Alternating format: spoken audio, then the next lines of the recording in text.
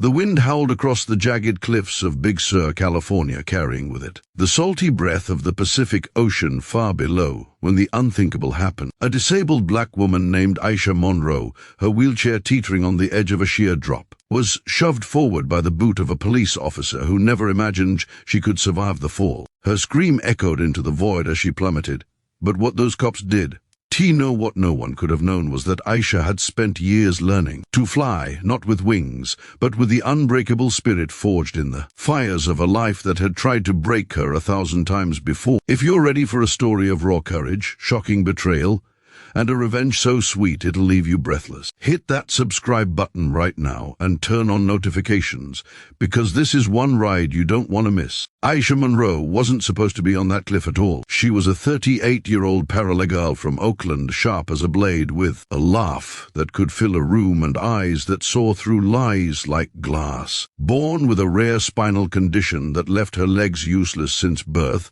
she'd navigated the world in a custom titanium wheelchair that she called Thunder because it rolled like a storm wherever she went. Aisha had fought for everything: scholarships to UC Berkeley, a corner office at a civil rights law firm, and the respect of a city that too often looked past people like her. But on that foggy October morning in 2025, respect was the last thing on her mind. She was fighting for her life. It started 3 days earlier when Aisha received an anonymous tip about a corrupt land deal involving the coastal property along Highway 1. Developers wanted to bulldoze a sacred Chumash burial ground to build luxury condos, and the local sheriff's department was allegedly taking bribes to look the other way. Aisha, whose grandmother had been Chumash, felt the call in her blood. She couldn't let it happen.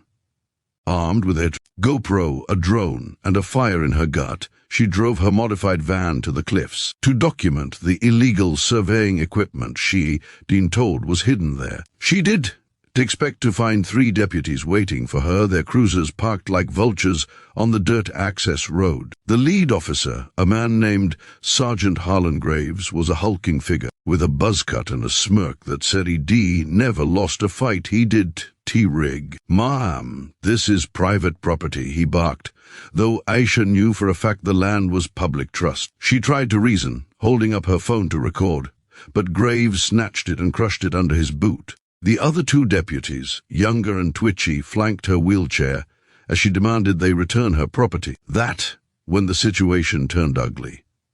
Graves accused her of trespassing, of resisting, of being a threat. Aisha laughed in his face. Big mistake. The next thing she knew, her arms were zip-tied behind her back and Thunder was being folded up and tossed into the trunk of a cruiser like scrap metal. They drove her to the cliff's edge, a desolate lookout point where tourists rarely ventured this time of year. The fog was thick, swallowing the horizon, and the drop was a stomach-churning 400 feet to the rocks below. Aisha, as heart-hammered, but she did beg. She'd learned long ago that betting only fed the wolves. Graves leaned in close, his breath sour with coffee and contempt. "You should have stayed in your lane, girl," he whispered. Then, with a nod to his partners, he kicked the back of her wheelchair. Time slowed. Aisha felt the world tilt, the wheels spin uselessly over gravel, and then she was airborne, tumbling into the abyss, with nothing but the roar of the ocean to catch her. But Aisha Monroe did fall to her death. She fell into her destiny. Years earlier, when Aisha was just a teenager, her father, a former Air Force pilot who lost his own legs in Desert Storm, had taught her a secret. "The body may fail," he said, strapping her into a paraglider harness on the dunes of Pismo Beach, "but the soul can soar." He'd spent weekends training her in adaptive paragliding, a sport few disabled athletes dared to try. Aisha had logged hundreds of hours, mastering thermals, reading wind currents like sheet music, and landing on beaches with the grace of a hawk. She kept a compact emergency paraglider in a backpack welded to Thunder's frame, a carbon fiber wing that weighed less than 10 pounds but could carry her for miles. The cops hadn't searched her thoroughly. They'd underestimated her the way the world always had. As she plummeted, Aisha twisted her body with the precision of a gymnast, shrugging off the zip ties against the jagged edge of her wheelchair's armrest, a trick she'd practiced for fun at law school parties. Her fingers found the release cord on her backpack. One pull, and the paraglider bloomed above her like a midnight blue phoenix. The canopy caught the updraft from the cliff face, yanking her upward with a force that snapped her neck back. She was alive. She was flying, and she was furious.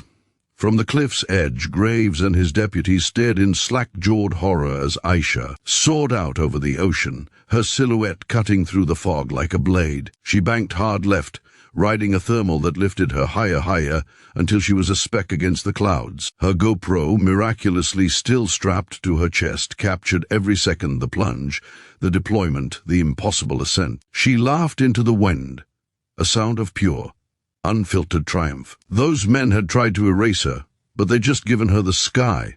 Aisha didn't head for safety right away. She had a plan, circling back toward the cliff.